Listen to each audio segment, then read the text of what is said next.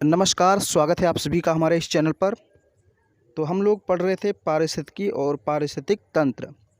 Okay, पिछले वाले video में मैंने आपको पारिस्थितिक तंत्र के घटक पढ़ाए थे, जिसमें जैविक घटक, अजैविक घटक, ऊर्जा संघटक। ओके, फिर जैविक घटक को मैंने आपको बताया था कि इनको उत्पादक, उपभोक्ता और अपघटक में बांट देते हैं। उपभोक्ता 4 प्रकार के होते थे, मैंने बताया था प्राथमिक, द्वितीयक, तृतीयक, चतुर्थक। तो मैंने डिटेल में नहीं बताया था, मैंने बस आपको ये फ्लो चार्ट के माध्यम से थोड़ा समझाया था। तो आज हमको इनको डिटेल में पढ़ना है। ओके, आज हम लोग को इनको डिटेल में स्टडी करना है, एक एक चीज़ के बारे में। जैविक घटक क्या है, जैविक या फिर ऊर्जा संघटक क्या है, ओके, और उत्पादक, उपभोक्ता, अपघटक, ये सारी चीज़ें क्या हैं, हम लोग को डिस्कस करनी है डिटेल में। अजैविक घटक, सबसे पहले देखते हैं हम अजैविक घटक क्या होता है। देखिए यहाँ पर अजैविक मतलब जिसमें जान ना हो। अजैविक मैंने आपको बताया था जिसमें जान ना हो, यानी कि जो चीज़ निर्जीव हो। देखिए, किसी पारिस्थितिक तंत्र में पाए जाने वाले सभी निर्जीव पदार्थ, इसको ध्यान दीजिए, किसी पारिस्थितिक तंत्र में पाए जाने वाले सभी निर्जीव पदार्थ उसके अजैविक घटक कहलाते हैं। ओके, अजैविक घटक किसे कहते हैं? मान लीजिए कोई पारिस्थितिक तंत्र है, उसमें जो भी पदार्थ निर्जीव रूप में पाया जाता है वो सब क्या है? अजैविक घटक। वही लिखा है, किसी पारिस्थितिक तंत्र में पाए जाने वाले सभी निर्जीव पदार्थ उसके अजैविक घटक कहलाते हैं। अब इसमें उदाहरण के लिए अगर हम कहें तो कौन कौन सी चीज़ें आती हैं, जैसे मृदा यानी मिट्टी, जल, वायु, प्रकाश, तापमान, वर्षण, आर्द्रता, ऊंचाई, उच्चावच, अक्षांश, कुछ अकार्बनिक पदार्थ जैसे ऑक्सीजन, नाइट्रोजन, तथा रासायनिक एवं भौतिक प्रक्रियाएं, कुछ दशाएं भी होती हैं, जैसे ज्वालामुखी, भूकंप, बाढ़, दावानल। दावानल मतलब जंगलों में आग लग जाना, कभी कभी प्राकृतिक रूप से जंगलों में आग लग जाती है। ओके, तो ये सारी चीज़ें क्या हैं? ये अजैविक घटक है। ऐसा आपको दे देगा, मान लीजिए उसने दे दिया मृदा, जल, वायु और एक दे दिया पेड़। पूछा इसमें कौन सा अजैविक घटक नहीं है? तो मृदा, जल, वायु तो है ही, पेड़ जैविक घटक है। ओके, वो अजैविक नहीं है। तो ऐसे ज़्यादातर क्वेश्चन आपसे आते हैं, 3 अजैविक दे देगा, 1 जैविक दे देगा, या 3 जैविक 1 अजैविक, ऐसे प्रश्न आएंगे यहाँ से। ओके, आगे फिर इसमें कह रहा है कि कोई जीव अपने पर्यावरण में कहाँ कितनी अच्छी तरह रह पाता है, इसके महत्वपूर्ण निर्धारक अजैविक घटक ही होते हैं, इसलिए इसको सीमाकारी घटक भी कहा जाता है। देखिए, कोई जीव यानी जैविक घटक, मान लीजिए कोई पेड़ पौधा, जीव जंतु या मानव कह लीजिए, वो कहाँ पर और कितनी अच्छी तरीके से रह पाएगा, कौन डिसाइड करेगा? वहाँ की प्रकृति। प्रकृति मतलब वहाँ पर जो अजैविक घटक हैं, जैसे वहाँ की मिट्टी, वहाँ का जलवायु, वहाँ का तापमान, वहाँ का जल, ये सारी चीज़ें डिपेंड करती हैं। ओके, क्योंकि आप कहीं पर अच्छे से कब कब रह पाएंगे? जब ये सारी चीज़ें आपके अनुकूल होंगी, मिट्टी उपजाऊ होगी, जल बढ़िया स्वच्छ मिलेगा, प्रदूषित जल नहीं मिलेगा, पेड़ वगैरह लगे होंगे। ओके, ये सारी चीज़ें अगर होंगी, अब ज्वालामुखी वहाँ पर ना हो, बाढ़, भूकंप, ये सारी चीज़ें ना हो, तो वहाँ पर आप अधिक समय तक रहेंगे। तो ये सारी चीज़ें जो अजैविक कारक हैं या अजैविक घटक हैं, ये जीवों के रहने के लिए उपयुक्त वातावरण का निर्माण करते हैं। ओके, एक सीमा बना देते हैं, हाँ, कि इसी सीमा में जीव जंतुओं को रहना है, तो इसलिए इनको सीमाकारी घटक भी कहते हैं। तो बस इतना ही अजैविक घटक में। ओके, ज़्यादा हम लोग को इसमें नहीं पढ़ना है, ये समझ लीजिए डिटेल हो गया। अब इसमें हम बात करते हैं जैविक घटक की। जैविक घटक मतलब जिसमें जान होता है, वे सारे तत्व, सारे पदार्थ जो सजीव होते हैं, ओके, जिनमें जान होता है, वो जैविक घटक कहलाते हैं। पढ़ लेते हैं इसको भी। किसी पारिस्थितिक तंत्र में जैविक घटक के अंतर्गत, देखिए, पेड़ पौधे, मानव, जंतु, परजीवी, सूक्ष्मजीव आदि को शामिल किया जाता है। तो पारिस्थितिक तंत्र में जैविक घटक के अंतर्गत किसको किसको शामिल किया जाता है? पेड़ पौधे हो गए, ओके, चाहे वो बड़े पेड़ हो गया, छोटे छोटे पौधे, या फिर मानव हो गया, जीव जंतु कोई हो गया, मान लीजिए कोई पशु है, कोई जंगली जानवर है, पालतू जानवर है, कोई भी जानवर है, या फिर कोई परजीवी हो गया, कोई जीवाणु, कीटाणु, विषाणु, ओके, सूक्ष्मजीव, इन्हीं को कहा गया है। तो इन सभी को हम लोग जैविक घटक के अंतर्गत शामिल करते हैं। अब जैविक घटक को भी 3 भागों में विभाजित किया जाता है, उत्पादक, उपभोक्ता, अपघटक। तो ये चीज़ें हम लोग को डिस्कस करनी है, ज़्यादातर क्वेश्चन आपको यहीं से मिलेंगे। अब देखिए, नाम से ही आपको पता चल जाना चाहिए, उत्पादक। पहला जो है जैविक घटक के अंतर्गत पहला है उत्पादक, उत्पादक नाम ही है इसका, किसी चीज़ का उत्पादन करता है। जो किसी चीज़ का उत्पादन करेगा, उत्पन्न करेगा किसी चीज़ को, उसी को हम लोग बोलते हैं उत्पादक। तो चलिए देखते हैं किस चीज़ का उत्पादन करता है। देखिए,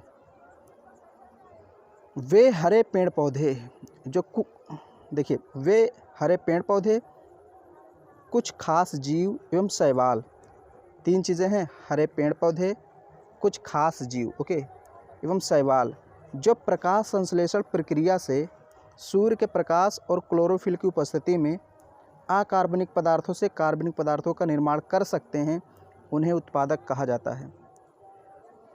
ओके, यानी कि पेड़ पौधे हो गए या फिर कुछ जीव जंतु, सभी नहीं, ओके, कुछ यहाँ पर उसने कहा है, देखिए, कुछ खास जीव, और पेड़ पौधे में तो सभी आ जाते हैं, यानी सभी पेड़ पौधे और कुछ खास जीव एवं शैवाल जो अपना भोजन प्रकाश संश्लेषण के माध्यम से सूर्य के प्रकाश की उपस्थिति में और क्लोरोफिल की उपस्थिति में अपना भोजन स्वयं बनाते हैं। ओके, अकार्बनिक पदार्थों से कार्बनिक पदार्थों का निर्माण करते हैं, उन्हें कहते हैं उत्पादक। देखिए, मान लीजिए पेड़ पौधे अपना भोजन कैसे बनाते हैं। देखिए, सूर्य का प्रकाश ग्रहण के, मिट्टी से कुछ खनिज लवण मिल गया, जल मिल गया, और वायुमंडल से कार्बन डाइऑक्साइड यानी CO2 प्राप्त कर लिए।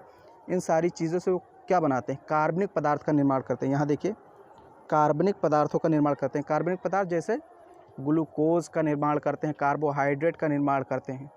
ओके, फूल पत्ती जो बनाते हैं, फूल पत्तियों में क्या होता है, कार्बोहाइड्रेट, ग्लूकोज, प्रोटीन, यही सारी चीज़ें होती हैं। तो इन सारी चीज़ों का निर्माण पेड़ पौधे किससे करते हैं, अकार्बनिक पदार्थों से। अकार्बनिक पदार्थों से मैंने आपको बताया, जो खनिज लवण हैं विभिन्न तरह के मिट्टी में पाए जाते हैं, वो सब अकार्बनिक तत्व होते हैं। ओके, तो वहीं से ये अपना पूरा खनिज पदार्थ प्राप्त करते हैं, जल प्राप्त करते हैं, वायुमंडल से CO2 लेते हैं, क्लोरोफिल इनके पास होता ही है, और सूर्य के प्रकाश से सूर्य का प्रकाश ले लेते हैं, मतलब सूर्य से सूर्य का प्रकाश ले लेते हैं। फिर प्रकाश संश्लेषण की क्रिया द्वारा ये पेड़ पौधे क्या करते हैं, जैविक पदार्थों का निर्माण करते हैं, जिसे हम जैविक पदार्थों को कार्बनिक पदार्थ भी कहते हैं। ओके, तो चूँकि ये प्रारंभ में भोजन का निर्माण यही करते हैं। ओके, हम लोग डायरेक्ट सूर्य के प्रकाश से खाना नहीं बना सकते, भोजन नहीं बना सकते। सर्वप्रथम फूल पत्ती हम थोड़ी ना बना सकते हैं ना, वो तो यही बनाएंगे ना पेड़ पौधे। तो इसीलिए उनको उत्पादक इसीलिए कहा गया, क्योंकि ये उत्पादन करते हैं जैविक पदार्थों का। अब देखिए, यहाँ पर एक चीज़ है, चूँकि उत्पादक अपना भोजन स्वयं बनाते हैं, इसलिए इनको स्वपोषी भी कहते हैं। अब उत्पादकों को हम लोग स्वपोषी कहते हैं, क्यों, क्योंकि अपना पोषण स्वयं करते हैं। स्वपोषी मतलब अपना पोषण स्वयं करने वाले, अपने लिए भोजन बनाते हैं, इन्हें कोई भोजन देने नहीं जाता है। हम लोग तो जाते हैं आराम से, साग तोड़ लाए, मूली का पत्ता तोड़ लाए। हम लोग कहीं मूली पत्ता बनाए हैं नहीं, लेकिन तोड़ लाते हैं, यानी हम दूसरों पर निर्भर हैं। ओके, और ये सब अपने आप बनाते हैं, अपने आप निर्भर हैं, तो इनको स्वपोषी कहा गया है, उत्पादक भी कहा गया। ओके, ये देखिए, स्थलीय पारिस्थितिक तंत्र में उत्पादक प्रायः जड़ युक्त पेड़ पौधे होते हैं, जबकि गहरे जलीय पारिस्थितिक तंत्र में पादप प्लवक, फाइटोप्लैंक्टन नामक प्लवक पौधे प्रमुख उत्पादक होते हैं। इसको समझ लीजिए। देखिए, स्थलीय पारितंत्र है, मान लीजिए जंगल है या स्थल वाला कोई भाग है, वहाँ अगर कोई पारितंत्र स्थित है, तो मान लीजिए वहाँ पर उत्पादक कौन होते हैं, पेड़ पौधे होते हैं। जो हरे पेड़ पौधे वही उत्पादक होते हैं। लेकिन जलीय पारितंत्र है, अब जल में भाई पेड़ पौधे थोड़ी ना उगेंगे, सामान्य जड़ युक्त पेड़ पौधे थोड़ी ना होंगे। जल में कौन होता है, एक पौधा होता है जो जिसमें जड़ नहीं होता। ओके, उसको बोलते हैं फाइटोप्लैंक्टन इंग्लिश में, हिंदी में बोलते हैं पादप प्लवक। तो वो मतलब प्राथमिक उत्पादक कहलाता है जल में। ये क्वेश्चन कई बार पूछा गया है कि जलीय पारितंत्र में प्राथमिक उत्पादक कौन होते हैं, तो फाइटोप्लैंक्टन होते हैं, और स्थल में तो पेड़ पौधे ही होते ही हैं, ये तो आप सभी लोग जानते हैं। ओके, तो ये आपके उत्पादक हो गए, मतलब ये अकार्बनिक पदार्थों से कार्बनिक पदार्थों का यानी कि जैविक पदार्थों का निर्माण करते हैं, इसलिए इनको उत्पादक कहते हैं। अब यहाँ पर है उपभोक्ता। तो उत्पादक हम लोगों ने पढ़ लिया, अब उपभोक्ता पढ़ना है और अपघटक पढ़ना है। उपभोक्ता देख लेते हैं। उपभोक्ता नाम से ही पता चल रहा है कि ये उपभोग करते हैं, किसी चीज़ का क्या करते हैं, उपभोग। उपभोक्ता का मतलब उपभोग करने वाले। उपभोक्ता को हम 4 श्रेणियों में विभाजित करते हैं। प्राथमिक श्रेणी के उपभोक्ता। ओके, अब प्राथमिक श्रेणी के उपभोक्ता कौन है, इसके अंतर्गत वे उपभोक्ता आते हैं जो अपने भोजन के लिए हरे पेड़ पौधों पर निर्भर रहते हैं। यह शाकाहारी होते हैं, इसलिए इनको शाक भक्षी भी कहते हैं। शाक भक्षी, अब समझ लीजिए, प्राथमिक उपभोक्ता जो होते हैं ये अपना भोजन किससे प्राप्त करते हैं? हरे पेड़ पौधों से, मतलब फूल पत्ती खाते हैं। और ये चूँकि शाकाहारी होते, फूल पत्ती खाते हैं, इसलिए इनको हम शाक भक्षी कहते हैं। शाक भक्षी भी कहते हैं या शाकाहारी कहते हैं। ओके, शाक भक्षी या शाकाहारी कहते हैं। ये प्राथमिक श्रेणी के उपभोक्ता होते हैं। जैसे एग्जाम्पल यहाँ मैंने दिया, गाय, भैंस, बकरी, खरगोश, ऊँट, हाथी, टिड्डा, जिराफ, बहुत सारे जीव जंतुओं को आप इसमें इंक्लूड कर सकते हैं। वे सारे जीव जंतु आ जाएंगे जो शाकाहारी हैं, जो घास पत्ते खाते हैं, चाहे बैल, बकरी, सांड। ओके, जो कुछ भी आपको ऐसा लगे, किसी जानवर का नाम मान लीजिए आपको पता लगा, आपने सुना कि भाई वो शाकाहारी है, शाक पत्ती खाता है, यानी वो प्राथमिक श्रेणी का उपभोक्ता है, ऐसे आपको लगा लें। टिड्डा घास वगैरह खाता है। ओके, कुछ कीट भी आते हैं, कीड़े छोटे छोटे होते हैं जो घास खाते हैं खेतों में। ओके, कीटनाशक उनके लिए हम प्रयोग करते हैं। तो कुछ कीड़े भी होते हैं जो पत्ते खाते हैं, तो वो भी शाकाहारी हैं, तो प्राथमिक श्रेणी के उपभोक्ता हैं। अब यहाँ पर है द्वितीय श्रेणी के उपभोक्ता कौन है? देखिए, इसके अंतर्गत वे उपभोक्ता आते हैं जो अपने भोजन के लिए प्राथमिक उपभोक्ताओं पर यानी शाकाहारी जानवरों पर निर्भर करते हैं। देखिए, ये जो द्वितीय श्रेणी के उपभोक्ता हैं ये अपना भोजन किससे प्राप्त करते हैं? प्राथमिक श्रेणी के उपभोक्ता से। प्राथमिक श्रेणी के उपभोक्ता को अपना भोजन बना लेते हैं। जैसे उदाहरण के लिए अगर हम बात करें तो ये मांसाहारी होते हैं, मतलब मांस खाते हैं। जैसे मेढक। अब मेढक किसको खाता है? छोटे छोटे कीड़ों को खाता है। छिपकलियाँ चींटियों को खाती हैं, छिपकलियाँ छोटे छोटे कीड़ों को खाती हैं, तो ये कीड़ों को खाती हैं, इसलिए ये मांसाहारी हैं। और मांसाहारी हैं तो द्वितीय श्रेणी के उपभोक्ता हैं। मैंने आपको बताया था कि जो फूल पत्ती होते हैं या घास होते हैं उनको कौन खाता है? कीड़े खाते हैं, तो कीड़े प्राथमिक श्रेणी के उपभोक्ता हो गए। और छोटे छोटे कीड़ों को छिपकली या मेढक खा लेते हैं, तो ये द्वितीय श्रेणी के उपभोक्ता हो गए। भेड़िया हो गया, मछली हो गया, सियार, कुत्ता, ये सब द्वितीय श्रेणी के उपभोक्ता। अब देखिए, मैंने आपको कहा द्वितीय श्रेणी के उपभोक्ता प्रथम श्रेणी के उपभोक्ताओं से अपना भोजन प्राप्त करते हैं। तो देखिए, भेड़िया कैसे प्राप्त करेगा? मान लीजिए खरगोश ने घास खाया, तो ये प्राथमिक श्रेणी का हो गया खरगोश, और खरगोश को भेड़िए ने खा लिया, तो भेड़िया द्वितीय श्रेणी का हो गया। या फिर भेड़िए ने बकरी को खा लिया, भैंस को खा लिया, गाय को खा लिया, किसको भी खा लिया। मछली, अब ये जल पारतंत्र में आ जाइए, तो ये मछलियाँ जो होती हैं ये कई प्रकार के छोटे छोटे शाकाहारी जानवरों को खाती हैं। ओके, मतलब जो जीव जंतु जल में होते हैं उनको ये खाती हैं, तो इसलिए द्वितीय श्रेणी। सियार आप जानते हैं बकरियों को खा लेता है। हालांकि ये सियार, कुत्ता एक जैसे होते हैं, उतना ज़्यादा खतरनाक नहीं होते, लेकिन इनको हम द्वितीय श्रेणी में शामिल कर सकते हैं। तो द्वितीय श्रेणी के उपभोक्ता हो गए। तृतीय श्रेणी के उपभोक्ता, इसमें उच्च मांसाहारी होते हैं। ओके, तृतीय श्रेणी में मांसाहारी होते हैं। देखिए, द्वितीयक में भी मांसाहारी हैं और इसमें भी मांसाहारी हैं। इसके अंतर्गत वे उपभोक्ता आते हैं जो अपना भोजन प्राथमिक एवं द्वितीयक उपभोक्ताओं से प्राप्त करते हैं। ये उच्च मांसाहारी होते हैं। जैसे बाज, शेर, ये कौन सा जानवर है? ये कुछ गलत हो गया है। बाज, शेर, गिद्ध, भालू। ओके, यहाँ पर शार्क होना चाहिए, ये शक्त लिखा है जहाँ, याद आ गया, मैं टाइपिंग करा था तो मिस्टेक हो, यहाँ पर शार्क होना चाहिए। ओके, शार्क मछली आपने सुना होगा। तो बाज, शेर, शार्क मछली, बाघ, गिद्ध, भालू, ये सब तृतीयक श्रेणी के उपभोक्ता हैं। ये अपना भोजन किससे प्राप्त करते हैं? प्राथमिक उपभोक्ता और द्वितीयक उपभोक्ता से। जो तृतीयक उपभोक्ता हैं उनका भोजन कौन कौन बनते हैं? इनको खा लेते हैं और इनको खा लेते हैं। अब भाई, शेर जो है वो भेड़ बकरी को भी खा लेगा, मछली को खा ले, भेड़िया को खा लेगा, छिपकली को खा लेगा, मेढक को खा लेगा, पाएगा, या फिर इनको खा लेगा, खरगोश को, बकरी को खा लेगा शेर। ओके, ये जो तृतीयक श्रेणी का उपभोक्ता है किसको किसको खाएगा? इनको भी, यानी द्वितीय श्रेणी उपभोक्ता को खा लेगा और प्रथम वाले को भी खा लेगा। अब शेर जो है गाय, भैंस, बकरी, खरगोश, ऊँट, हाथी, टिड्डी को भी खा लेगा। मतलब टिड्डी को अब वो ढूंढने नहीं जाएगा, छोटा सा है, बेसिकली वो किसको खाएगा? सबका पारितंत्र अलग अलग होता है। जंगल, ये जैसे वन पारितंत्र, जल पारितंत्र, मरुस्थलीय पारितंत्र, सब जगह अलग अलग जानवर पाए जाते हैं, तो उनके खाद्य जाल अलग अलग होते हैं। मैं आपको जब खाद्य जाल और खाद्य श्रृंखला पढ़ाऊँगा तो वहाँ आपको बताऊँगा। अब शेर टिड्डी थोड़ी ना खाने जाएगा, मतलब खा सकता है लेकिन अब वो उसको ढूंढने नहीं जाएगा। अब शेर को अगर खाना है तो किसको खाएगा? बकरी को खाएगा। भैंस जो बड़ी बड़ी चीज़ें हैं, गाय है, खरगोश को भी खा सकता है, ऊँट, हाथी को खा सकता है, और शेर इनको भी खा सकता है। यानी कि ये जो भेड़िया हैं सियार है, कुत्ता, इनको भी शेर खा सकता है। तो जो तृतीय श्रेणी के उपभोक्ता ये उच्च मांसाहारी होते हैं। क्यों?